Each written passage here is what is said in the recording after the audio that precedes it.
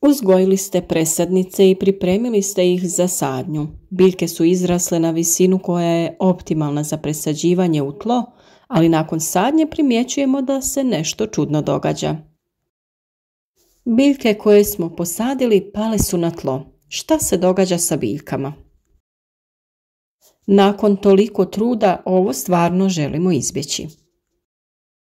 U ovom videu donosimo vam nekoliko razloga zbog kojih biljke propadaju nakon sadnje. Pratimo aktuelne teme i na vrijeme pripremamo našu publiku na moguće štete do kojih dolazi pri uzgoju voća i povrća.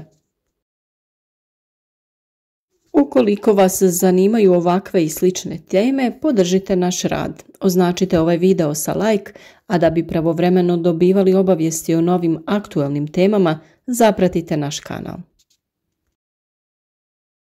Sada kada je sadnja biljaka u zaštićenom prostoru završena, a sadnja na otvorenom je pred nama, često dolazi do propadanja ili uništavanja naših biljaka.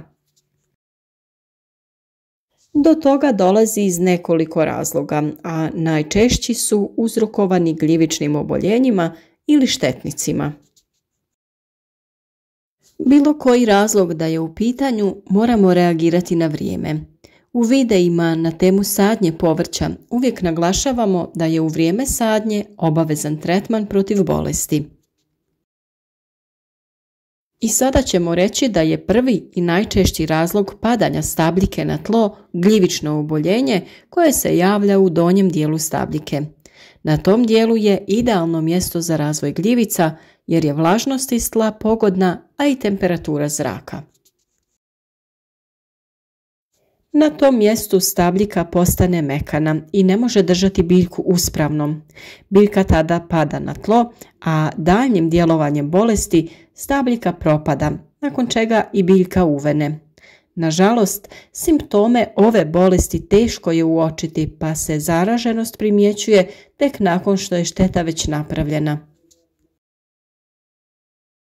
Protiv ove bolesti naravno treba se boriti preventivno prije same pojave bolesti. Za to možemo koristiti pripravak od sode bikarbone ili neki od hemijskih preparata. U profesionalnom uzgoju povrća koriste se preparati poput Previcur Energy, Proplant, Bulb i drugi slični preparati. Dovoljno je na 10 litara vode dodati 10 ml Previcur preparata te sa 2 decilitra zaliti svaku biljku. Na sličan način koristimo i sodu bikarbonu. Pripravak od sode radimo tako što 25 grama ili 1 kašiku sode bikarbone rastopimo u 10 litara vode. Sa tom vodom zalijemo korijen biljke, ali i uradimo prvi tretman prskanjem čitave stabljike. O upotrebi sode bikarbone smo već dosta govorili i često je upotrebljavamo u uzgoju povrća, a u narednim videima vidjeti ćete faze u kojima se ona može primjenjivati. Drugi razlog zbog kojeg dolazi do djelomičnog ili potpunog oštećenja stabljike povrća jeste djelovanje štetnika. Ti štetnici su najčešće puževi koji se hrane listom ili stabljikom, ali imamo i one druge štetnike koji mogu biti pod zemljom ili iznad nje. Najopasniji su podzemni štetnici koje je teško uočiti, a još teže uništiti. Naravno da i u ovom slučaju treba pravovremeno reagirati i spriječiti veće štete.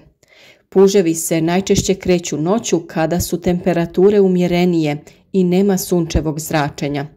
Njihovo kretanje je sporo, pa najčešće nisu daleko od biljke na kojoj su napravili štetu. Da bi se mogli nositi sa štetnikom i da bi spriječili njihovo djelovanje, moramo znati prepoznati o kojem štetniku se radi. Konkretno, puževi nanose štetu na listovima sa kojima se hrane. To lako primjećujemo i ako reagiramo na vrijeme, dovoljno je ukloniti štetnika sa biljke i odstraniti iz vrta. Ako je puž oštetio glavnu stabljiku, postoji mogućnost da se ona neće oporaviti i neće nastaviti sa rastom.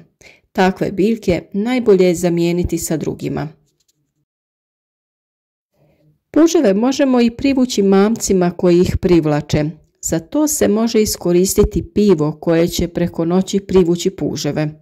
Ujutro je potrebno klopke isprazniti i pripremiti novu klopku za sljedeću noć. Pored puževa moguća je i pojava raznih gusjenica koje se hrane također zelenom masom biljke. I njih je najbolje fizički odstraniti, a u invazivnoj fazi kada ih ima veći broj treba koristiti neki od insekticida. Za suzbijanje ovakvih i sličnih štetnika može se koristiti i preparat od listova koprive koji jednostavno spremite tako što koprivu ostavite 24 sata da se natapa u vodi. Općenito insekticid od koprive može se primjenjivati protiv lisnih ušiju i drugih insekata koji napadaju stabljiku biljke. Veliki problem nastaje kod onih podzemnih štetnika. Nakon sadnje biljaka razvija im se korijenov sistem. Korijen biljci služi da usvaja vodu i hranjiva iz tla, a u slučaju oštećenja korijena biljka ostaje bez te vode i hrane te uvene. To se može dogoditi uslijed djelovanja štetnika poput rovca ili tušta koji se hrane korijenom biljke.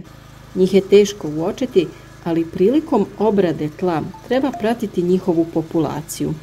Ako se po kvadratnom metru pronađe do 1 jedinka ovog štetnika, situacija je podnošljiva, međutim, ako je veći broj jedinki u tlu, naše biljke će biti ugrožene. U fazi obrade tla ove životinje treba odstraniti iz tla, a ako nismo u mogućnosti da ih uklonimo, to možemo uraditi i insekticidom. Naravno, najbolje bi bilo da se koristimo nekom prirodnom metodom suzbijanja ili odbijanja štetnika. Tu se je najbolje pokazao plodored. Birajmo biljke koje odbijaju štetnike i na taj humaniji i ekološki prihvatljiv način riješimo se ovih štetnika. Kod napada ovih štetnika na naše biljke, simptomi su najčešće vidljivi kada je korijen biljke potpuno oštećen.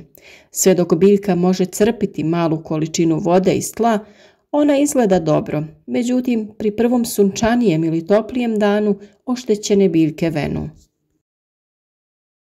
U ovakvim situacijama, bilo da se radi o bolesti ili napadu štetnika, treba vršiti kontrolu. Ako nemate u blizini stručnu osobu, to uradite sami.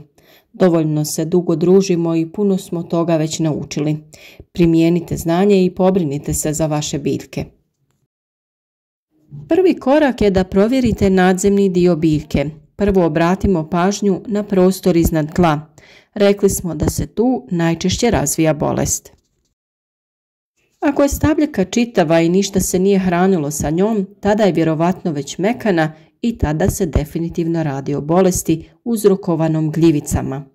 Ako na stabljici fali dio lista ili čitav list, tada se je nešto hranilo njom.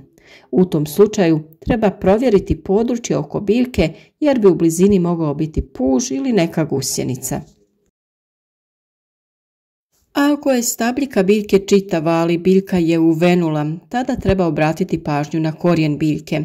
U ovom slučaju treba pažljivo izvaditi biljku zajedno sa korijenovim sistemom i vidjeti stanje.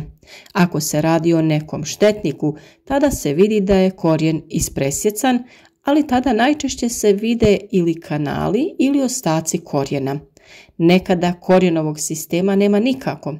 Tada je najčešće u pitanju bolest korijena koja također dolazi uslijed gljivičnog oboljenja.